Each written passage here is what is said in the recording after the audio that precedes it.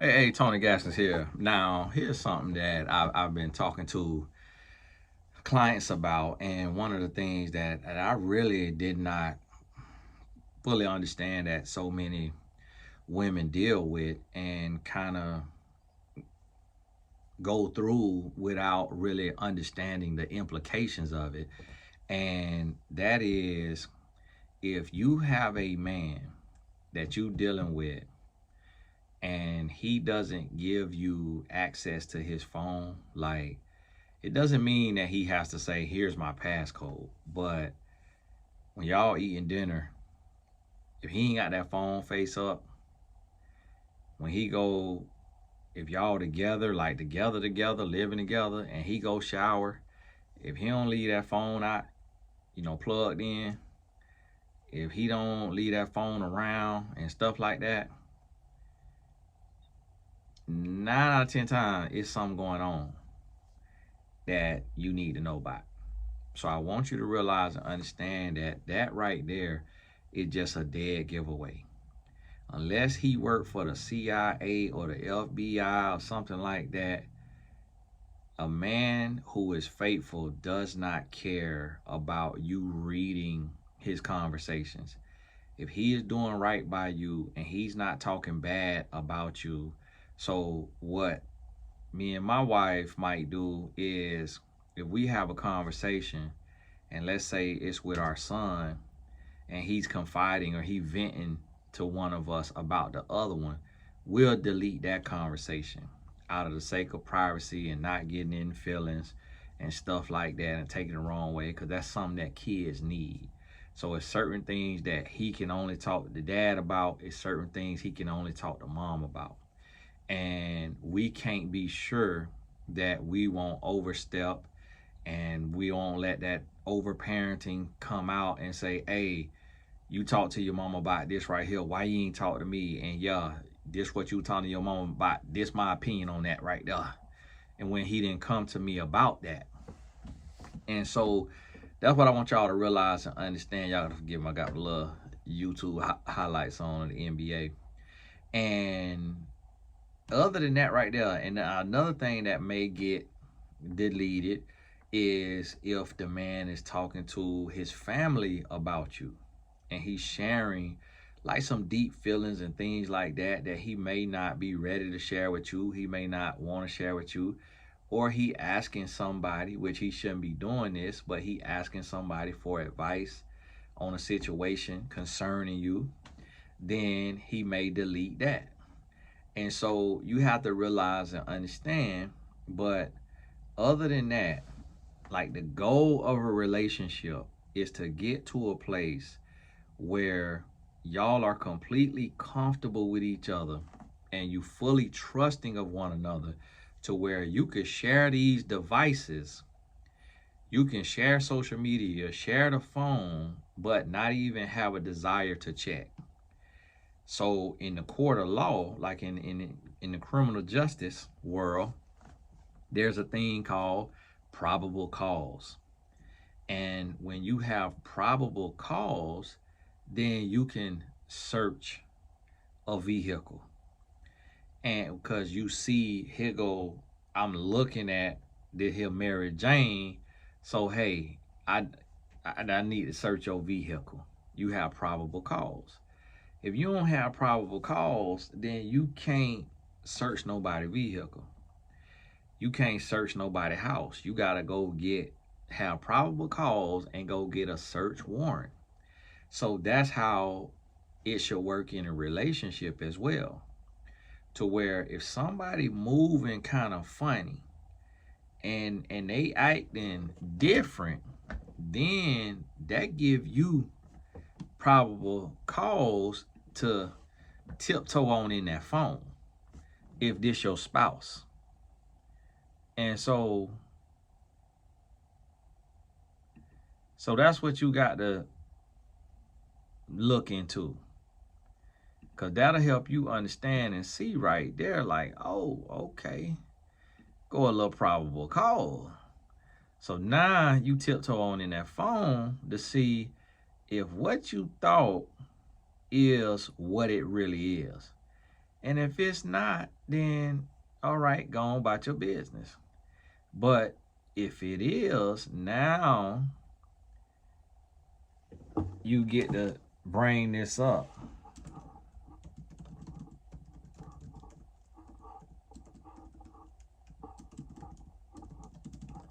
So that's what I want you to realize. And in that situation, when you bring this up, you had probable cause, you search that phone, now you get to talk about this, what you're gonna find is that some men will change and be ready to change, and some men will just learn how to cheat better. And because what a man could do, a man could go get another phone line. He get a little cheap, little whatever type of phone. He go get another phone line.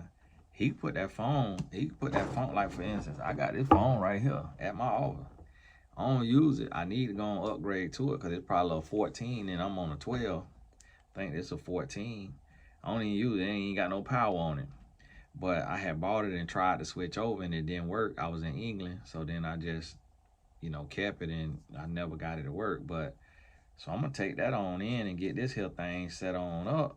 But I can have this phone at the office, have me another line, and this where I have my little side pieces at right here.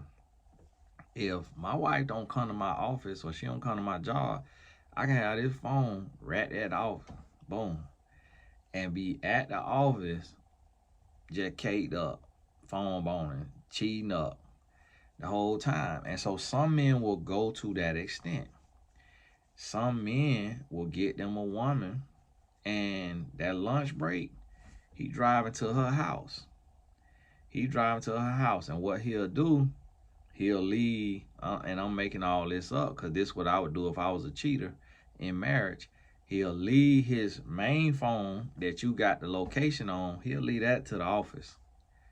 He'll leave that right at the job. He'll take his side phone and go on over to his woman's house. Now, when he go to his woman's house, you got to realize a man can't last longer than 5 minutes. So sex don't take forever. And then because he cheating and because it's racy and because it's tantalizing and it's risky, they on top of that wash machine, on top of that dryer, they on top of the table, they on top of the couch, they doing whatever they trying to do. And it's wham bound, thank you, ma'am, then he up out of there. So he out of there in 10 minutes and headed back to the office. You never know the difference. He literally could have sex with that woman, get in her shower real quick, wash off, put his clothes back on, bike to the office.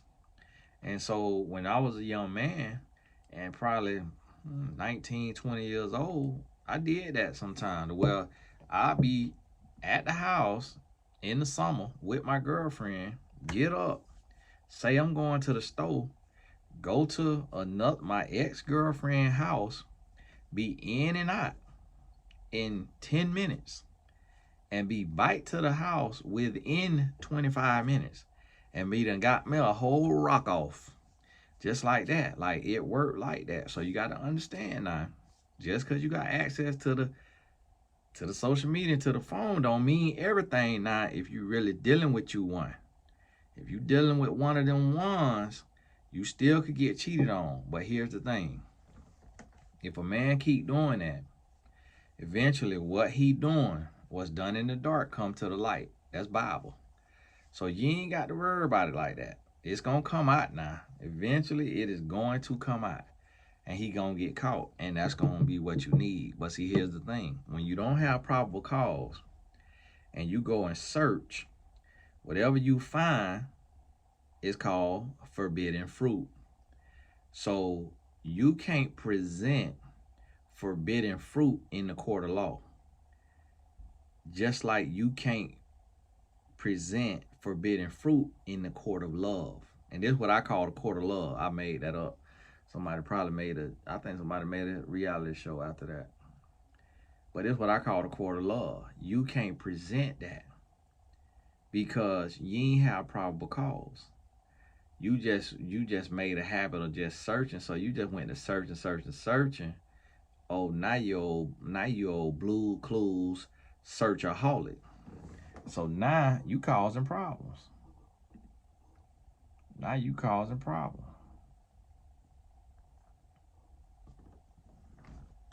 So realize and understand that right there, that dead giveaway, you gotta get to the point to where it's complete transparency in your relationship, to where ain't no hiding of the phones and things of that nature, because it's some men who sleep with their phone on their chest, sleep with their phone in their, oh, okay, somebody cranking on, like, what the world? Sleep with their phone in their pocket, sleep with their phone under their pillow. When a man doing all that, it is something going on. And guess what? There have been women who have gone in that man's phone and found that that man was dealing with